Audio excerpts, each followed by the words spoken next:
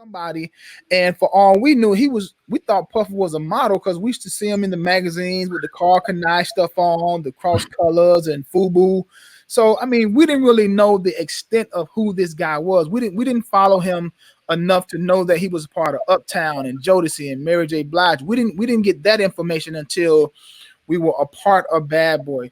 But I believe, man, from the moment we moved to New York, we felt like it was just something different because we could have signed with Dallas and Jermaine and LaFace and all of the Atlanta-based record companies, but for whatever reason, man, our goal and our journey wasn't to be an Atlanta-based recording artist, and in a way, I'm glad. No, not in a way, but I'm glad that we signed to Bad Boy because Bad Boy just gave us a different edge, man. That came with New York, that came with Sean, that came with Diddy, that came with just being in the New York East Coast, up north mindset that we blended to our down south southern roots, then introduced the sound of 112. It was a blend, it was a mixture of our Atlanta influence, our southern influence, and our connection to New York in the north. What single was it when you guys knew when you like, all right, this is it, we made it? Was it Peaches and Cream? Was it Only You? Which one was it when you like, we know we Only You? It was Only You. It was Only You because right when we finished Only You, we were still recording the first album. And now at this time, we know Biggie Smalls is Biggie Smalls because Big is everywhere now. Flavor in Your Ear remixes out. Everything is like, we know Big is big. And when he got on Only You, it was like the dopest alley-oop, man. Like to have the Notorious B.I.G. stamp his little brothers and introduce us to the world the way that he did. Jesus, the Notorious Just. I mean, man, it was like we had a cheat code, man. And so when he got on that record, we felt like, okay, and we knew the type of work Puffy was going to put into it. We knew it. And then the moment we heard it on Hot 97 in New York, man, it was like the Five Heartbeats movie. Like all of us hovered around the little boom box listening to our song on the radio, man. And from there, dude, it's like we was just in the HOV lane, the fast lane, just rising, song after song, immediate success. Now, you guys didn't really have an issue, with Diddy, like all the other people, a lot of other people from Bad Boy. What would you say to that? Diddy's reputation with some of the artists from Bad Boy at the time, and even now coming out saying that, accusing him of certain things. This is tough, man, because we have to realize a lot of the young executives from the 90s were just that, young. And honestly, man, them white boys, man, them Jews, they don't give you all the game. They give you just enough so that they can continue to make money off of you. And so then what happens, they tell you a little bit, and then you pass on the little bit they did tell you and what you have learned, and then you pass it on. And so when I hear artists talking about the bad record deals and all of that kind of stuff, a lot of what was presented to us were standard. Like that was like what was standard during that time. I don't know any artist back then had all of their publishing, had the rights to their masters. Like it just wasn't something that was even presented to us at that time. And so when I hear the artists that are complaining and all of that kind of stuff, I just have a different mindset, man. I have a different approach because I understand business is business, and we signed the deal, man. So we just had to work our way through it. But no, I was just saying, everything that was presented was kind of standard. So I just have a different take on, being a young artist. And, I extend a little bit of grace, man, because, I don't think that any of them intentionally did, issue the contracts. My perspective is always taking the brighter side of things. And so, nobody put a gun to our heads and said, sign this. It wasn't a big red situation. We signed it. And so when you sign something, man, you are held. You got to just live it out. And fortunately for us, we was able to live out the first record deal, had some success. And then we were able to go into a very lucrative deal when we did the collaboration with Def Jam and Bad Boy.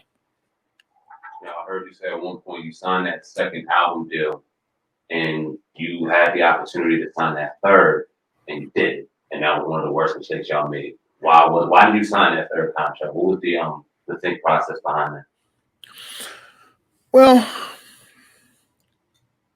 there comes a point in time where, as men, you have to make the decision that's best for you.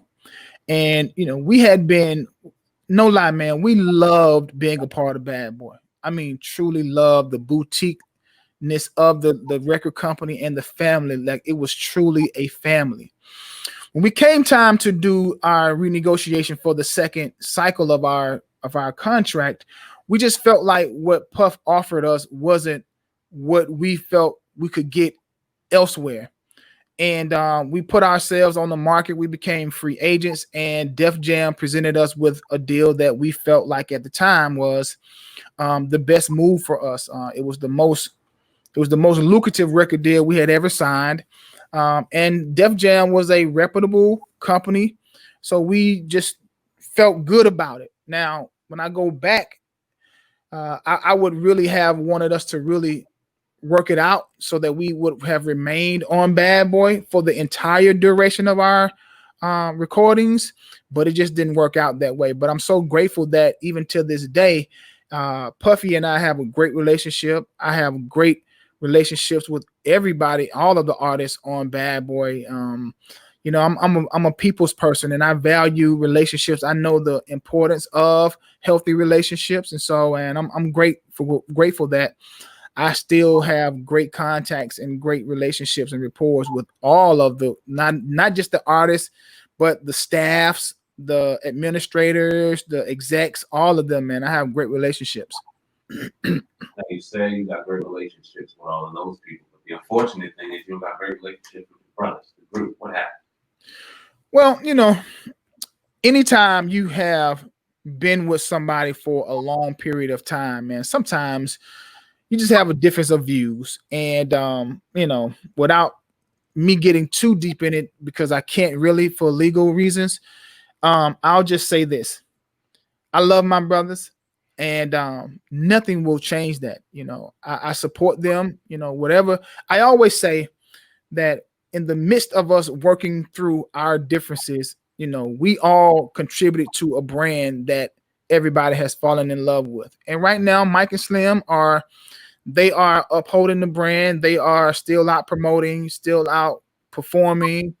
Nothing can take away the songs that we all worked on collectively. And so if you have an opportunity to relive your high school years, to relive your past relationships or whatever the case may be, then those moments are connected to the catalog. And so whatever version of the group you see, I still say go out and support the brand. But then I also say extend that support, because when you love the group, you love Q, Mike, Slim, and Duran. And so the same way I'm extending you to support the group, whatever representation that is, continue to support me, support Duran and his individual endeavors, and Mike and Slim collectively and individually.